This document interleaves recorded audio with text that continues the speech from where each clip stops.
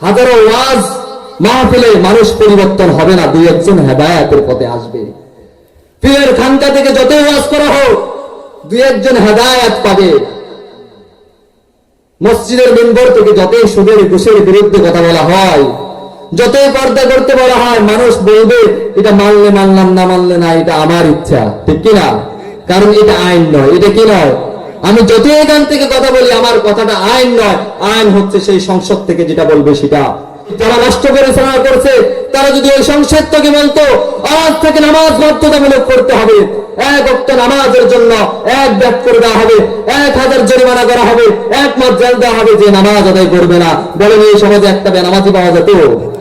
যে অন্যায় করবে তাকে কোরআনের অনুযায়ী চোরের হাত কাটা হবে, জিনা করে শাস্তি হবে, তাকে মাটির মধ্যে গেলে পাথর নিক্ষেপ করা, মদ করে শাস্তি হবে, তাকে 80 দৌড়া মারা।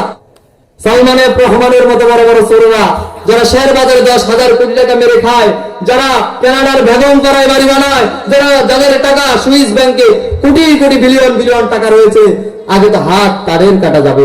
এই জন্য তারা এই কোরআনের আইনগুলোকে প্রতিষ্ঠিত করবে। সম্মানিত প্রিয় হাজির, এই জন্য এই আইনগুলো যদি সংসদ থেকে হতো, সবাই মানত না? বলেন, এই সমাজে আমরা চাই সেই কোরআনের আইন প্রতিষ্ঠিত হোক। আর এটা সবার জন্য নফল, সুন্নত না ফরজ। কারণ আল্লাহ বলেছেন আলা আলাহুল খালকু ওয়াল আমর, সৃষ্টি যার, আইন চলবে তার। আইন মসজিদের মিম্বর থেকে চলে না, আইন ওয়াজের মঞ্চ থেকে চলে না, আইন পীরের খানকা থেকে চলে না, আইন সংসদ থেকে, ঠিক কিনা? আর আল্লাহ যে বলেছে আলা আলাহুল খালকু ওয়াল আমর, সৃষ্টি যার, আইন চলবে তার। আর আল্লাহর আইনকে পরিচালনা করতে হলে মসজিদের ইমামতি করে সম্ভব নয়, ওয়াজের মঞ্চ থেকে কথা বলে সম্ভব নয়, ওই সংসদে যেতে হলে রাজনীতি করা লাগবে। আজকে বলে হুজুর আপনি রাজনীতি করেন কেন? আপনি রাজনীতির কথা বলেন কেন? রাজনীতি তো এই জন্য করি, আল্লাহ যে বলছে আল্লাহর আইনকে প্রতিষ্ঠিত করতে হবে, আর আল্লাহর আইনকে প্রতিষ্ঠিত করতে হলে ওই সংসদে যাওয়া লাগবে। আর ওই সংসদে ইমামতি করে আর মাদ্রাসার খেদমত করে যাওয়া সম্ভব নয়, ওই সংসদে যেতে হলে রাজনীতি করা লাগবে। আমার রাসূল প্রেসিডেন্ট ছিলেন, ওমর, ওসমান, আলী রাদিয়াল্লাহু, আবু বকর রাদিয়াল্লাহু প্রেসিডেন্ট ছিলেন। রাষ্ট্র পরিচালনা যতদিন পর্যন্ত করেছেন ততদিন পর্যন্ত ইসলাম প্রতিষ্ঠিত ছিল।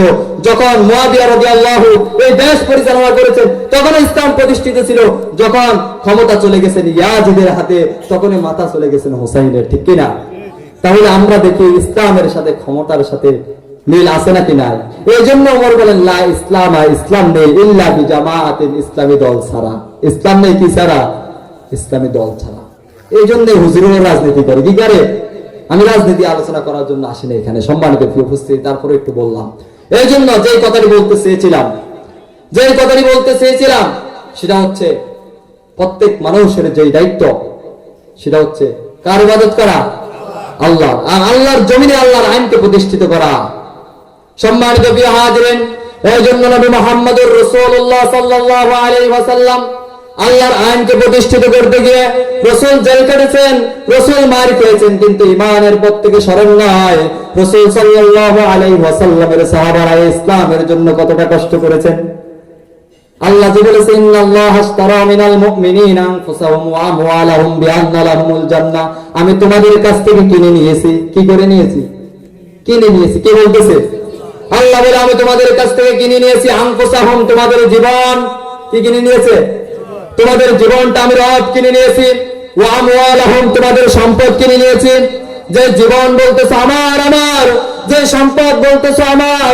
আল্লাহ বলে ও মুমিনেরা শোনো, আমি তো তোমাদের কাছ থেকে সেই জীবনটা কিনে নিয়েছি, সেই সম্পদ কিনে নিয়েছি, বিনিময়ে বিআন্না লাহুমুল জান্নাহ, আমি তোমাদেরকে কি দিব? আল্লাহ বলছেন তোমরা আমাকে দিবে জীবন আর সম্পদ, আর আমি রব তোমাদেরকে দিব কি? জান্নাত।